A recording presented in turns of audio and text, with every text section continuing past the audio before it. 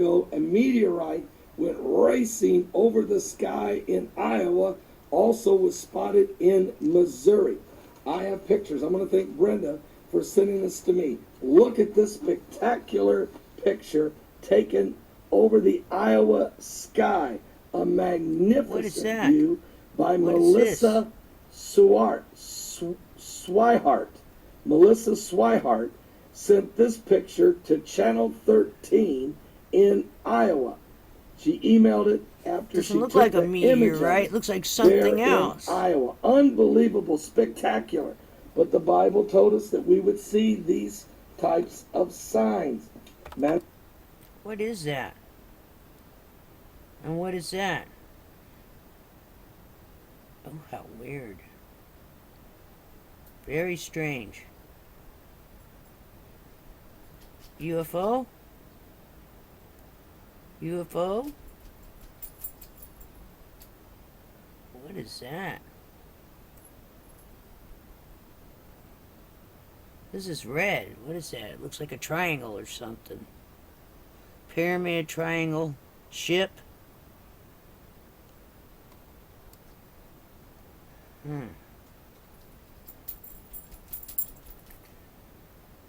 Very strange. In fact, here's what the scripture says in Luke 21:25.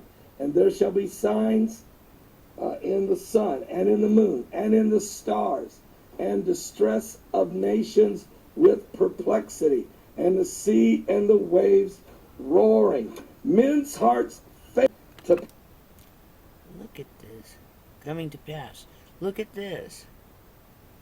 It's like it's shooting out from here. Like it's blurbing out something.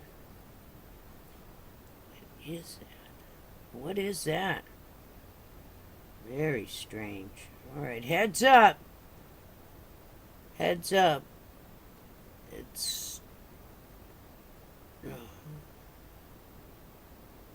It looks very strange. This is December 26, 2013.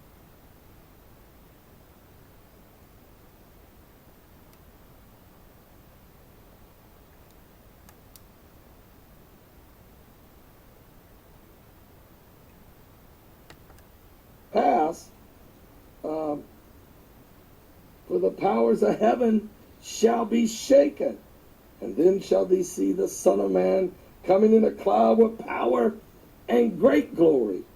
And when these things begin to come to pass, then look up, lift up your heads, for your redemption draweth nigh. Meteorite seen in the sky over Iowa. Matter of fact, I have some more information for you on this. The bright meteor flew over much of central Iowa Thursday evening.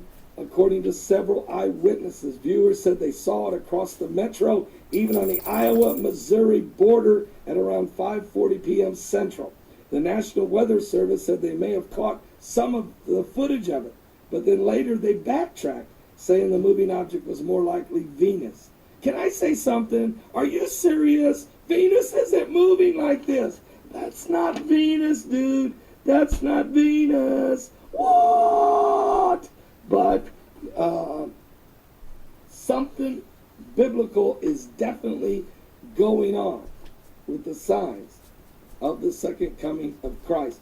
This also was seen, there's some accounts of it, they saw it in Missouri. Matter of fact, here's some of the comments. I'll show it to you some more. But here is some of the comments that was made about this meteorite that was put on Facebook pages. Mercedes Shawley posted it on Channel 13 Facebook page in Iowa. I watched it change colors from yellow, red, orange, green, blue, and purple before it sizzled out and went black.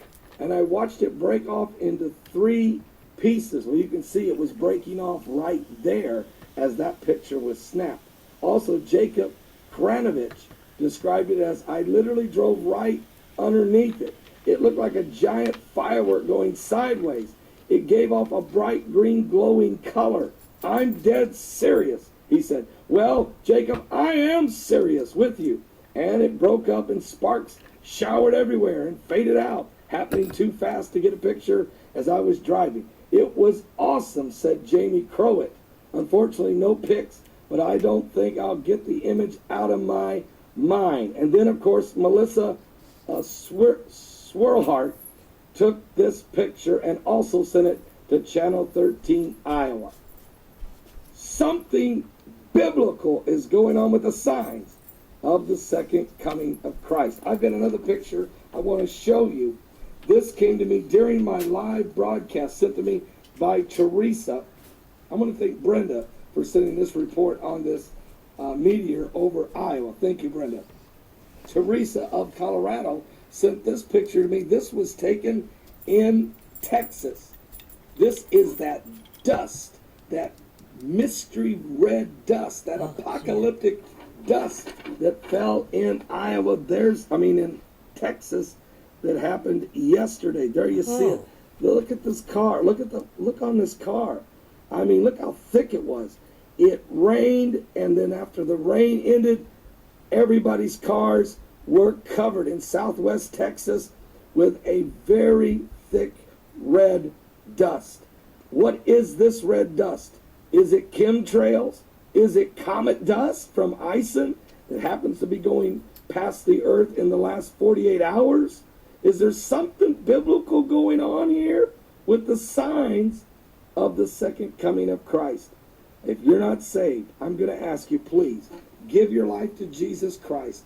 We're living in the last days, and certainly it's time to get saved as the earth is shaking and quaking. The devil's back is breaking. The stars are falling from the sky. Meteorites are racing by, and the apocalyptic hour is, we're on the brink of the beast. We're on the edge of eternity. Something biblical's going on with the signs of the second coming of Christ.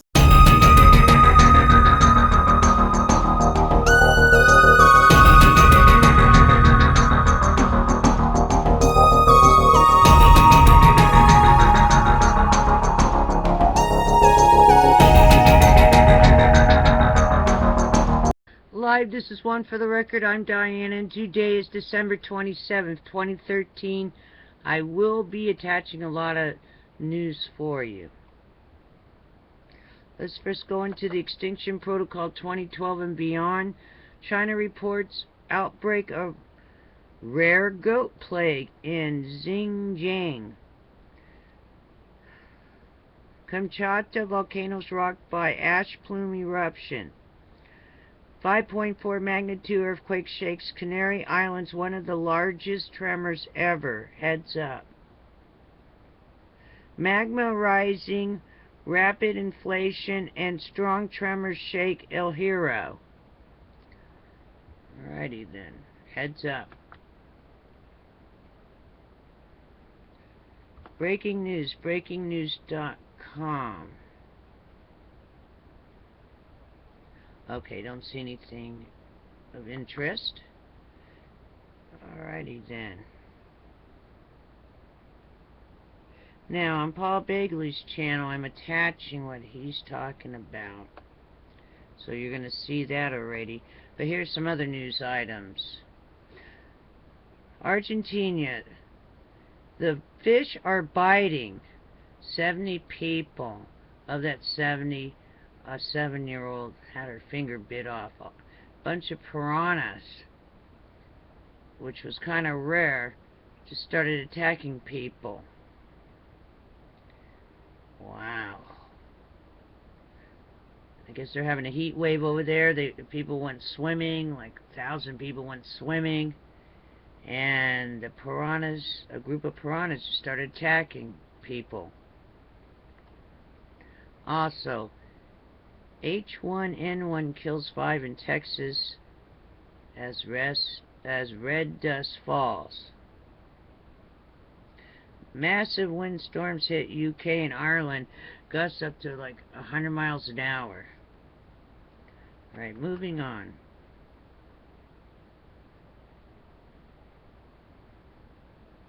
Let's go into E&E News, Energy News, Japan, Fukushima. Radio experts today. Radio experts warn Ocean currents spreading Fukushima contamination across world. Official 4,000 miles away. Radiation and seafood imports increased noticeably. Time for all stakeholders to be on alert. Also today, reports highly significant quantity of fission products are flushed into environment by water used on Fukushima molten fuel, including plutonium and curium. Radioactivity to recirculate for many generations in ocean food chain. Meat content will increase with time. Also, today, experts Fukushima disaster victims to include up to 600,000 deaths, over 100,000 stillborns, and over 100,000 children with genetic deformations. Yesterday, IAEA paper, corium was not cooled in majority of tests using water injected from above, as done at Fukushima. We're studying how to stop molten core from melting through concrete. Alright. Let's move on. Let's see if there's anything for US Canada.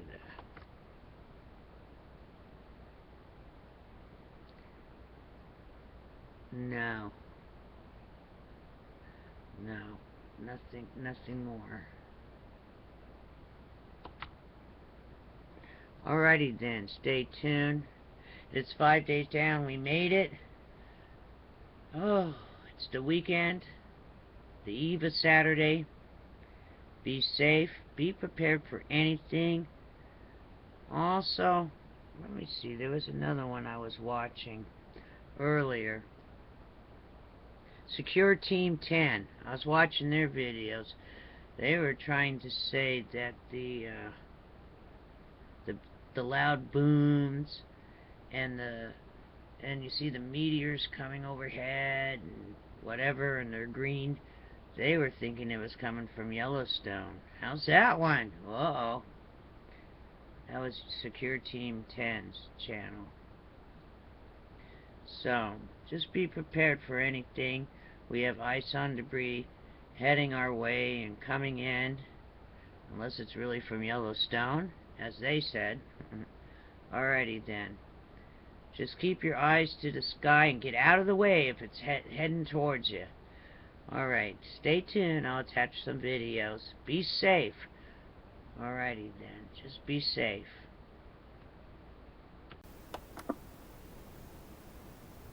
This is a Thor News presentation.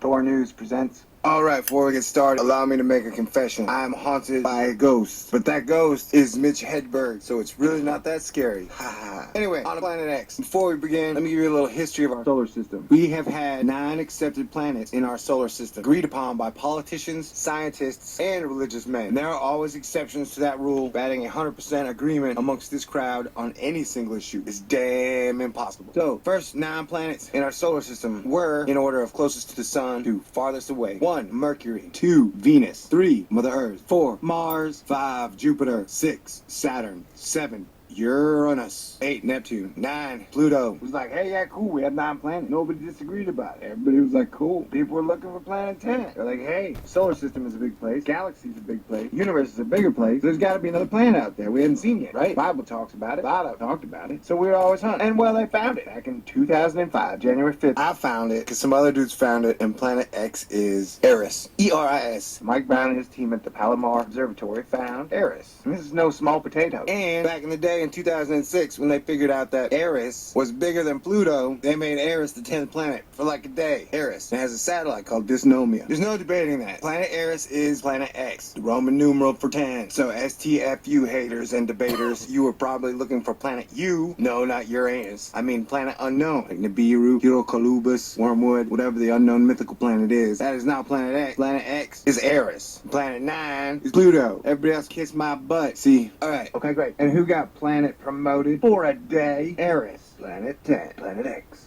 See? I win. You win too. We all win by knowing the truth. Because when you're armed with the truth, only bullets and knives and hurtful words can hurt you. And then they decided that it would be much easier for Americans to remember 8 planets by demoting Pluto. And everybody got all butthurt in their hearts and minds over Pluto being demoted, which I thought was silly. Because didn't Shakespeare say something that some other guy said about a rose by any other name still smells delicious and chocolatey as a rose? And then they decided that it would be much easier for Americans to remember 8 planets by demoting Pluto than it would be for them to recognize Eris as the 10th planet and Ceres, Sedna, Vesta, Makemake, Quaour, Haumea, Charon, and Orcus as the 18 planets in our solar system. I guess I thought that would freak everybody out. People would throw their cats out the window, babies would start smoking cigarettes, and things would just go crazy. So they didn't release that information. Make. I like to say make. That should be the awesome new way to order a double drink. Make me a delicious alcoholic beverage. That is the super cool new way of ordering a double. Make me a Crown and Coke. Elongated, shaped like 2 drinks. Graphics win. They didn't release that information. Instead, they made a big huge hubbub about Pluto being demoted. Everybody remembers who got demoted. Pluto. Who remembers why? Why did Pluto get demoted? Because Eris was bigger. So they figured 8 planets was easier for people than 18. Because you fudge brains can't handle much in the critical thinking and imagination department. I'm just kidding. Not talking about you. I'm talking about the fudge brains who are not watching this video. Because clearly, if you're watching my video, you are a sharp tack. I guess they think you guys are a bunch of marshmallow brains who can't even handle out the dinecopatromedy of a booger. I guess they think you guys are a bunch of marshmallow brains who can't handle anything new and too wacky. Oh my god, the earth is flat. No, it's round. Oh my god, my head exploded. My head has exploded.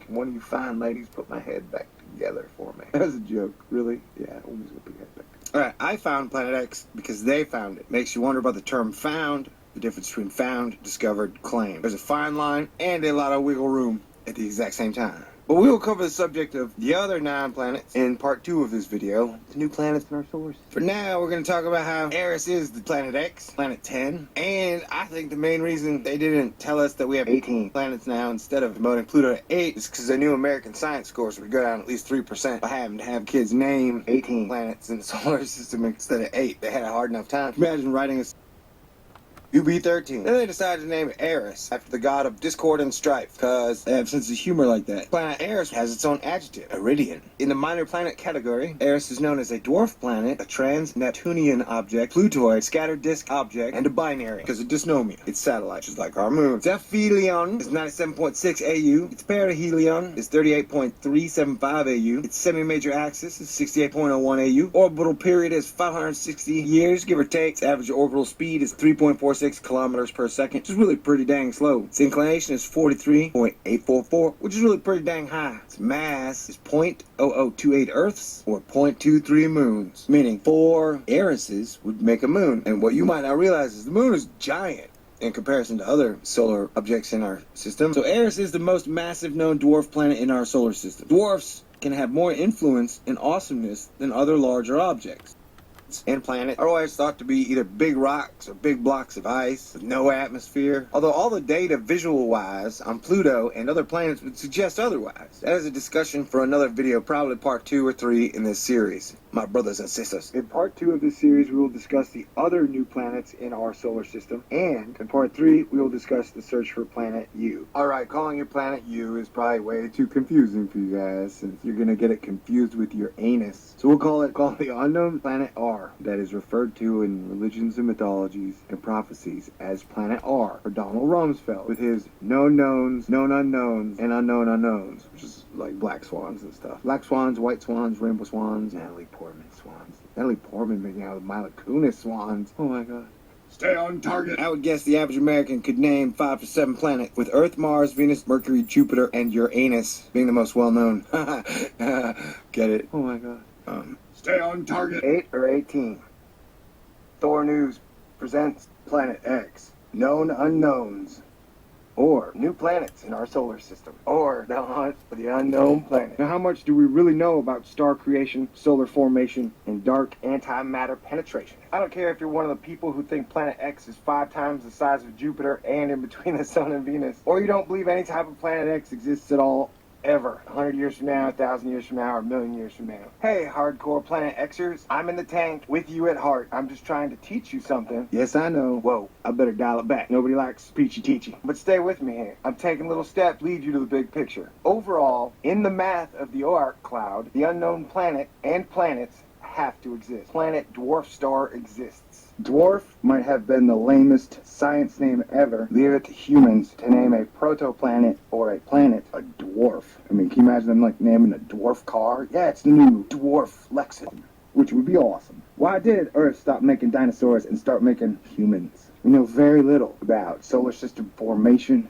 and that has giant gaping holes in it. The unknown exists. See, the search for Planet X used to be for all of us classic romantics. But then they tagged it that Nibiru crap and made anyone who even talked about it look like a tinfoil hat wearing, booger shake drinking dumb sucker who sniffs his own poop for fun. There are still many unanswered questions about heavenly mechanics. Planet X, what is it? It's the unknown planet. It seems less a planet and more a star. Spectacular. And if you don't date your shit in 5 billion or so years, when the Andromeda Galaxy collides with the Milky Way, our solar system will most def have a new planet or two in whatever the latest version of our solar system is. So is the Oort cloud the name of our solar system? It's basic math, man. In this giant Oort cloud, when they say the Milky Way has hundreds of billions of stars, and it also has to have hundreds of billions of planets, and that suns are moving. I don't know if you knew that, but it's true. As spiral galaxies slowly rotate, the spiral galaxy becomes more twisted up as the spiral becomes tighter, causing all things to contract. I don't know if you knew that, but it's true. We have explored less than 0.000000001% of the known universe. Rule number 1 in the hunt for the unknown planet: do not get bogged down in semantics. Planet X, the unknown planet, has many names: Hercolubus, Wormwood, Marduk, Destroyer, Planet of the Crossing, Tiamat, Nibiru, Nemesis, Red Kachina, the Winged Planet, Tachi. Each one of those names has its own flavors that go along with the legend, Wormwood from the Bible. But it is strange because common associations that they all seem to have is that it's red. Whatever this unknown planet, star, dwarvian thing is red. It's surrounded by a giant dust cloud of iron oxide. Does any of this make any sense? Hey dude, I like beer, and that is not part of this discussion. What we're discussing here is just the unknown planets we don't know about yet, but there have to be a lot of them. Most of the time, we just looked on the ecliptic for other planets. Like, hey dude, there are no other planets on the ecliptic, so there are probably not other planets. Know your garden. Like when they said Nibiru, it had some association that like people were saying that, yeah, giant reptile aliens live on the planet, and they're gonna come here, and they're going to enslave us, and then they're going to take all of our gold, our silver, our oil, and our women. Hey, wait a minute. That does sound like the last 100 years. But I progress, because progressing is not even a word. Yes, I know. As far as I know, the most Planet X-y of all the new planets, planetoids, dwarf planets, is Sedna. Sedna is a complete and total badass. Sedna makes Chuck Norris look like a wimp. Sedna makes Chuck Norris look wimpier than a cupcake in a dress. I mean, it's got a 12,000 to 11,000 year orbit. Who could do that, dude? Who could carve their own orbit out of a 12,000 year circle? Circly? Stay with me here. They're slowly assembling the known universe, Milky Way solar system. I got a funny feeling Sedna is made of supra iron, or supra-ion iron. It's the reddest object known to man. WTF does that even mean? How much of a Wolverine, Thor, Zeus, Hercules hero must you be to be able to clear your own 12,000 year orbit? And if you hardcore Planet Xers have hung on long enough, you will, son of a poop bucket, notice that Sedna has an orbit much like that of the old school sketches of Planet X. Infrared. Be good to each other, Planet X. It's the one legends, mythologies, and religions have spoken of that we don't know, we haven't found yet. How old is the legend? It's old as man writing on caves. The search has been going on forever. It did kick up into a new gear in the 1980s. We look at the universe and act like we know everything about planets and stars, and we've never stepped foot on a planet or a star. So how much can we know? We're like fish in a pond looking up at a woman on her cell phone, and we, the fish, we think we can fully understand the intricacies of AT&T's data billing system. Doesn't make any sense. We prefer to be lightly educated and strongly opinionated, but that is a habit you can break, you know. Create community. It is time to speak the truth. Do not look outside yourself for the leader. Sums of stars like strands of DNA. And why do they assume there are no side suns? Does any of this make any sense? Hey, dude, if it's there, we can see it. Which is not true, because in the whole yin and the yang of things, where there is white and black, that the binary companion of the sun, which is light, might be darkness or dark matter. So, if we don't understand dark matter, obviously our non-existent dark matter cameras are not going to be able to pick it up. And if it is surrounded by a giant dust cloud of debris, its light wouldn't be able to escape it.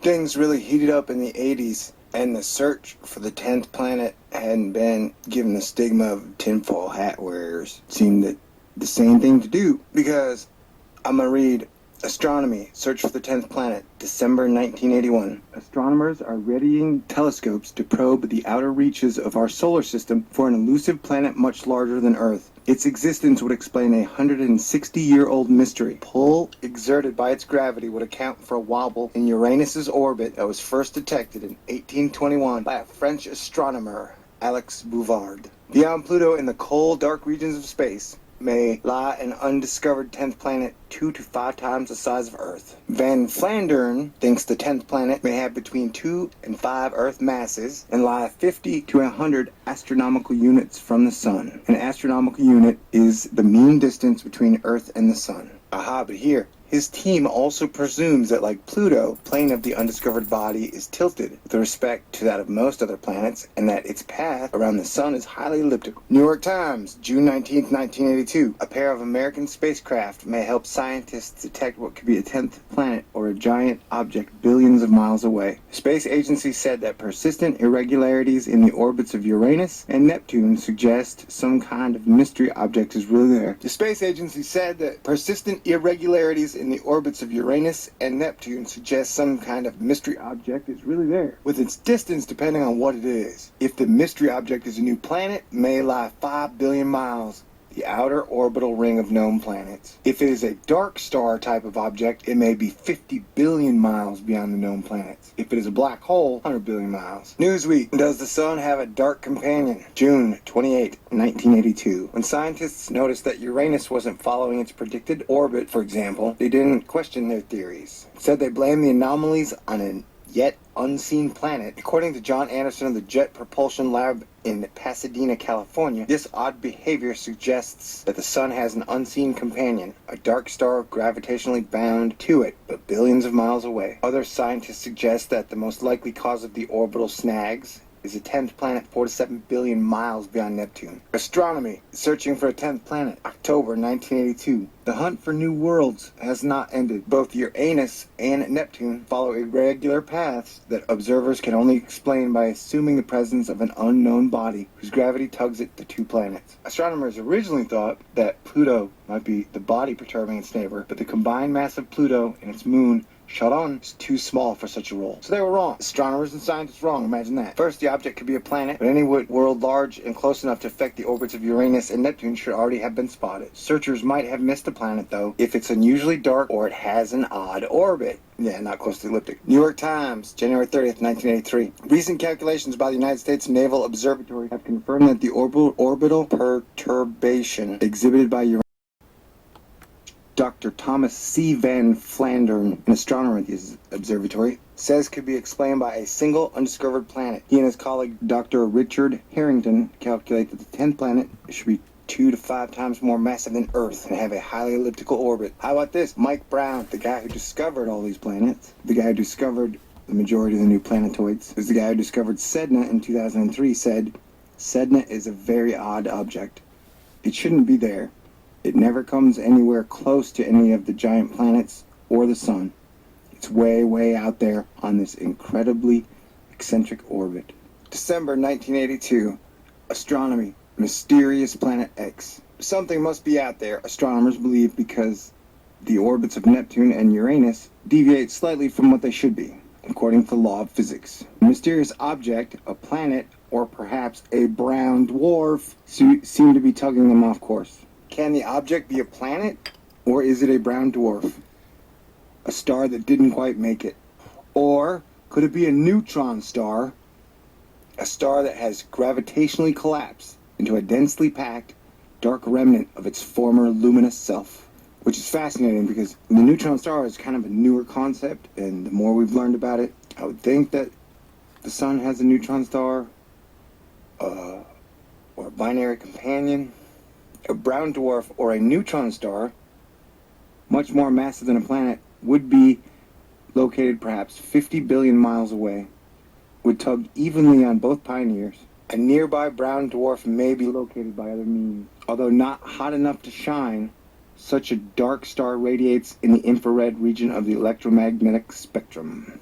These theories have their critics. Planet X, skeptics say, perhaps to be as massive as Uranus. If that were the case, it should have long since been discovered by conventional observations. As the camera went through a technological explosion of awesomeness and goodness and high-quality pixels and power, to now, technologies we have available to all of us are amazing. You know, the data NASA gives us, spectacular. Rule number 2 in the hunt for Planet X: don't date your shiz.